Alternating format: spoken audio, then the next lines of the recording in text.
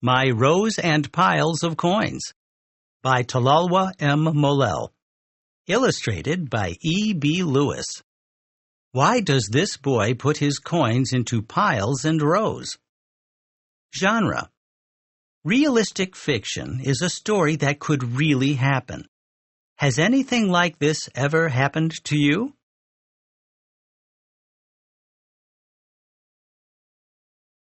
After a good day at the market, my mother, Yayo, gave me 5 whole 10-cent coins.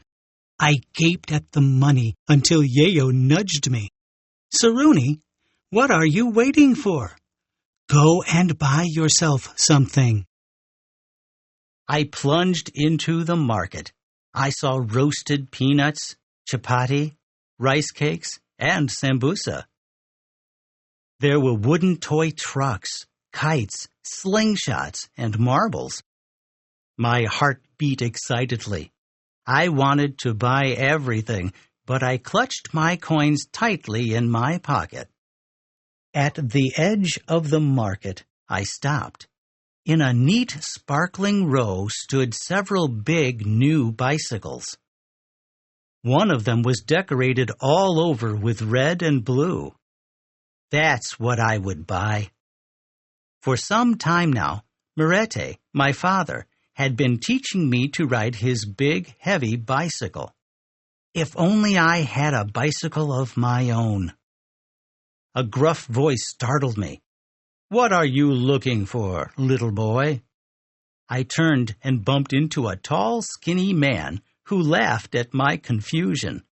Embarrassed, I hurried back to Yayo.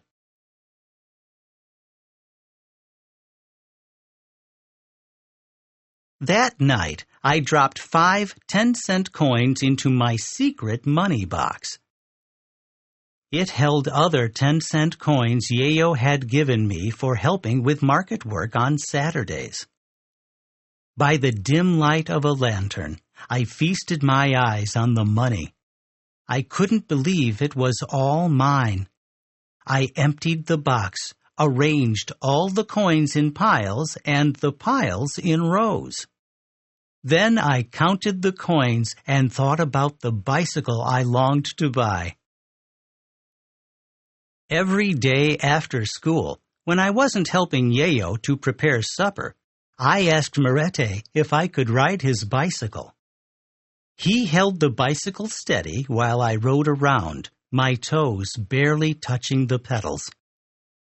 Whenever Mirete let go, I wobbled, fell off, or crashed into things and among coffee trees. Other children from the neighborhood had a good laugh watching me. Go on, laugh, I thought, sore but determined. Soon I would be like a cheetah on wheels, racing on errands with my very own bicycle.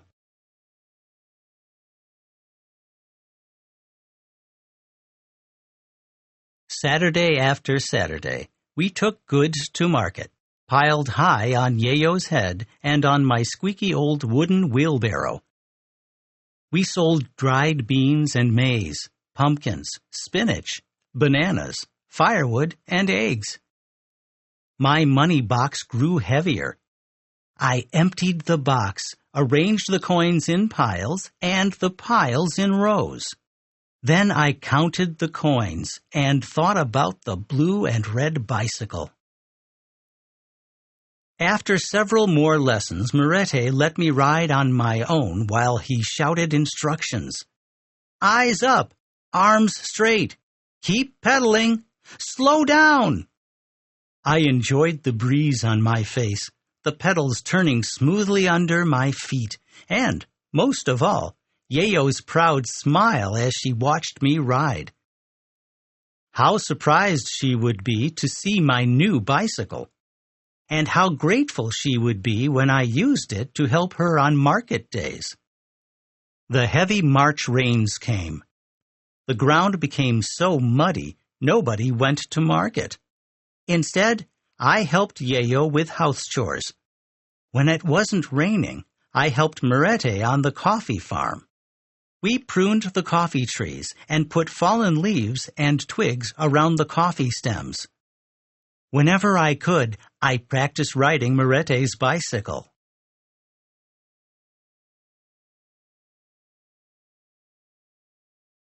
It stopped raining in June.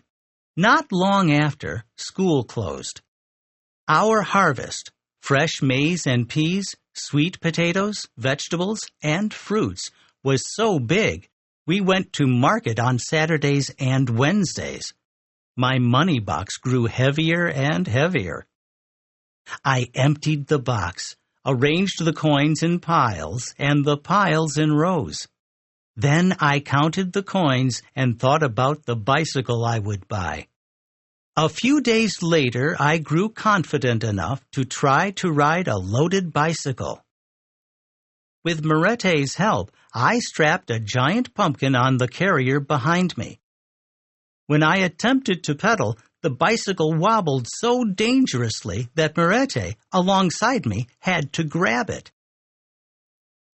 "All right, Saruni, the load is too heavy for you," he said, and I got off. Mounting the bicycle to ride back to the house, he sighed wearily. "And hard on my bones, which are getting too old for pedaling." I practiced daily with smaller loads, and slowly I learned to ride a loaded bicycle. No more pushing the squeaky old wheelbarrow, I thought. I would ride with my load tall and proud on my bicycle, just like Mollel.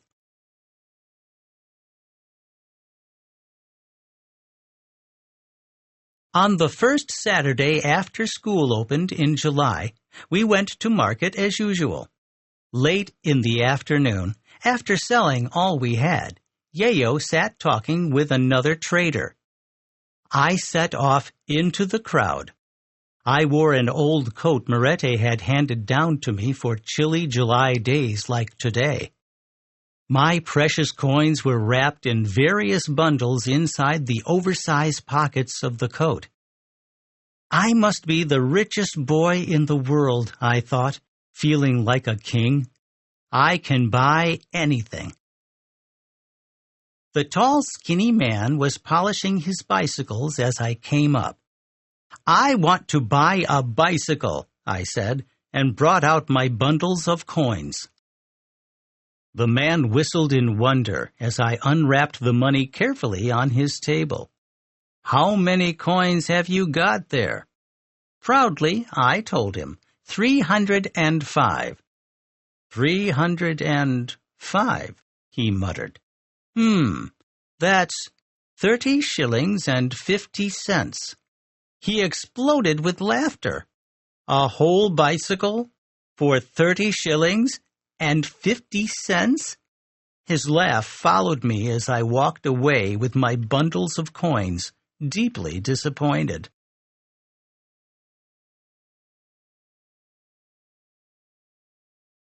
On our way home, Yayo asked what was wrong.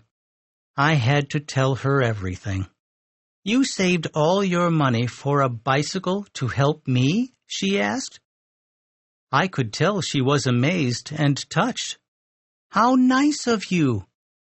As for the tall, skinny man, she scoffed. "Oi, what does he know? Of course you will buy a bicycle. One day you will." Her kind words did not cheer me.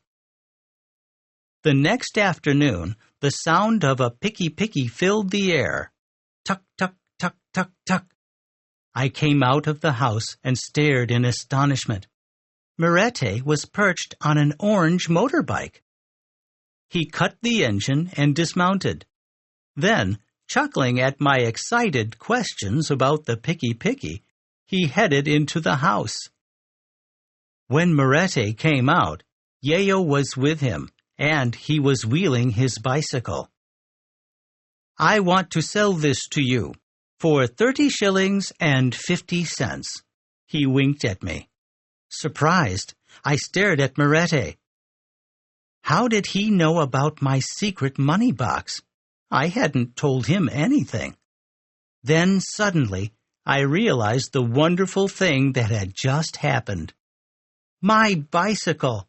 I have my very own bicycle, I said, and it didn't matter at all that it wasn't decorated with red and blue.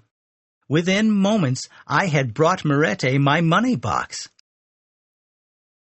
Mirete gave Yayo the box. Yayo, in turn, gave it to me. Puzzled, I looked from Yayo to Mirete and to Yayo again. You're giving it back to me? Yayo smiled. It's a reward for all your help to us. Thank you. Thank you, I cried gleefully.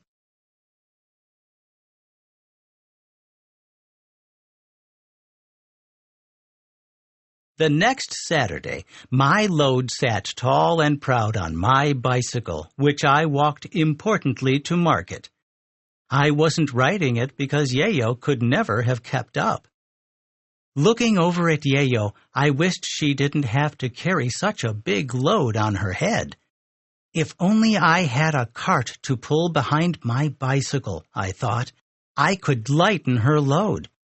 That night, I emptied the box, arranged all the coins in piles, and the piles in rows. Then I counted the coins and thought about the cart I would buy.